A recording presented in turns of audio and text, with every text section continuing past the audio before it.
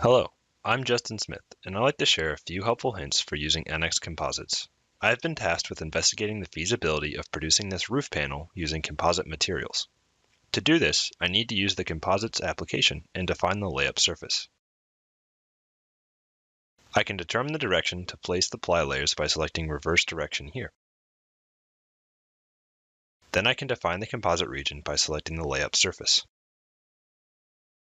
The rosette is used as a coordinate system for fiber directions, which will be used for the producibility simulation. Translational lets me select a point on the face for the origin, and I can rotate the coordinate system. Here, we will select the standard definition, and I can select a surface, origin point, and a zero direction.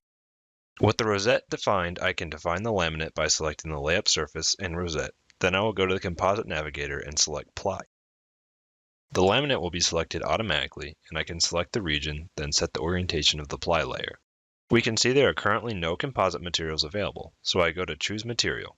There are no existing libraries for composites within NX, so I'll have to create my own by selecting Create Material. I'll name this material Woven Composite, then define the material properties. I can choose the form, which will be woven for this material, and we'll keep the weave angle as it is. We will change the area density and the roll width since we will be using 1200 mm wide rolls. Uncured and cured thickness will remain the same for our material, and the shear limit will be set to 35 degrees.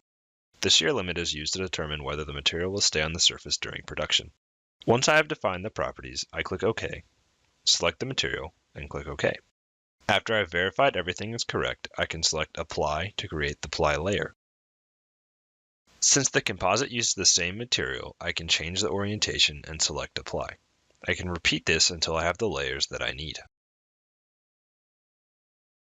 Now I can run a producibility simulation by selecting Apply and a point on the surface. You can see that this arrow shows the origin direction of the weave. For this layer, the weave is at 0 degrees. The cell size can be automatically determined based on the object selected, but for our purpose, we'll set the cell size to 50 and run the simulation. Once the simulation is complete, you can examine the results, and a flat pattern preview is also shown in this window. There are not any red regions, so this ply can be produced using the material. I'll repeat this process for each ply layer. You will notice that the weave direction also follows the angle dictated by the rosette. We can see all of the layers in the simulations. If I just want to view a single layer, I can hide these other layers and take a closer look at layer 4.